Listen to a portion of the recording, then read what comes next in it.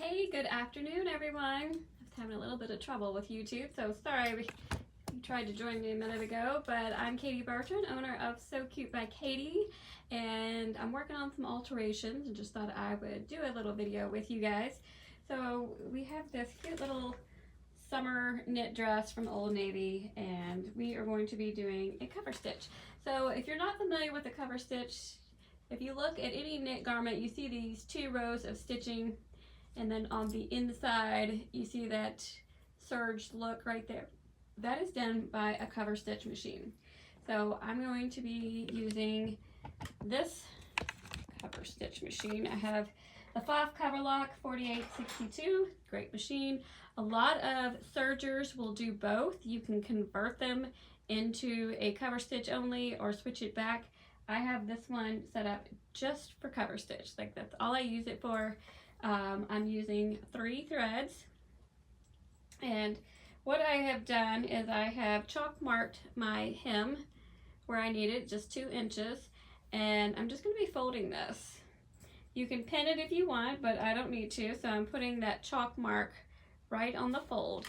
And let me swing this camera around and you can see exactly what I'm doing.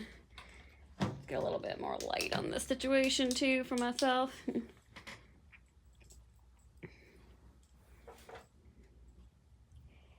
So I am taking this, I'm folding right on my chalk line.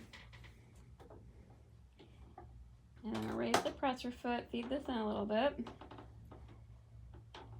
And then I'm just using, I'm going right past the foot, just a tiny bit as my guide, and it's a little bit thicker because it's got a split, so that's got a little bit of a seam that's a little bit thicker than normal if you were just doing a full circumference. So I'm just making sure this is nice and folded precisely on my chalk line. If you're more comfortable pinning it, you may do so, but make sure you do not sew over a pin with a serger. And I'm getting my little thread tails. Now, as you can see, it's making that same overlocking stitch on the back and 2 lines, straight stitches on top. And as I go around, I'm just getting that fold.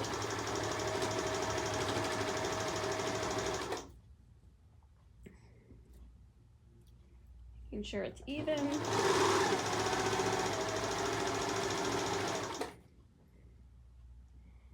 And then I'm gonna do, even though there's a split, I'm almost shorter than I am. I've got this, there's not much split left, so I'm just gonna kind of stitch it all together. I can cut it open once I'm done. Most of the garments you have are not gonna have that split, so you really don't have to worry about that. And I'm just gonna continue around, making sure my chalk line, got it.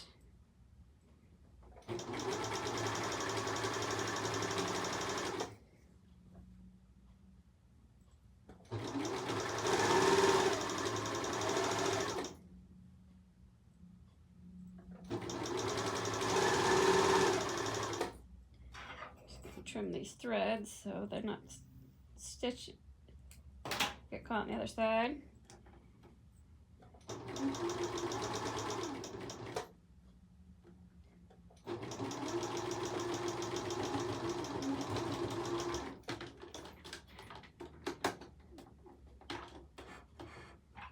I'll trim our threads right here.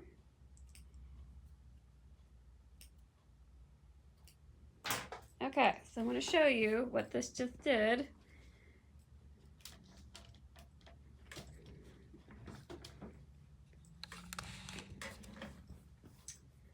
So you can see we just did those 2 lines, and on the underneath side I did this nice beautiful cover or interlocked stitching. So now our next thing we do is get our scissors, and we are going to trim off this excess just right next to that stitching and have a nice clean, just right up to that. And especially knit doesn't not ravel. It will kind of roll up maybe. So you can just trim it. So I just want to show you. I'm just trimming right next to that. I'll go down, kind of show you.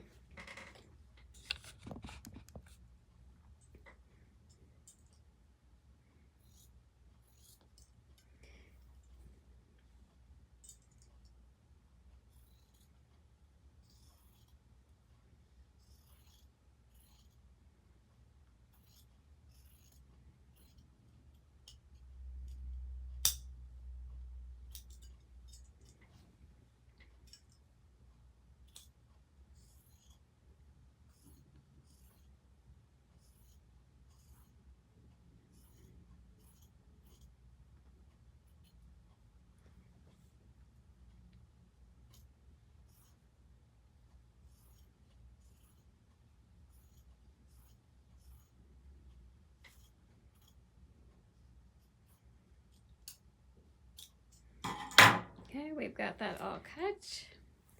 Now you can see where I trimmed it, and perfect.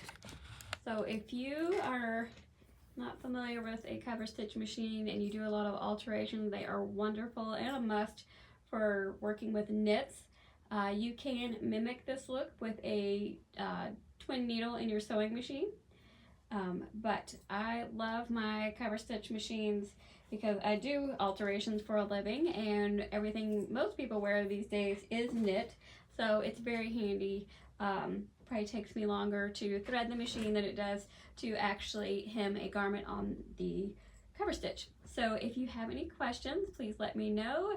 If you have never used one, I would highly recommend trying it out, or if you have a serger that will convert into the cover stitch and you haven't done it, try it out. It's a great function and I really love it. So if you have any questions, leave me a comment. Would love to hear from you.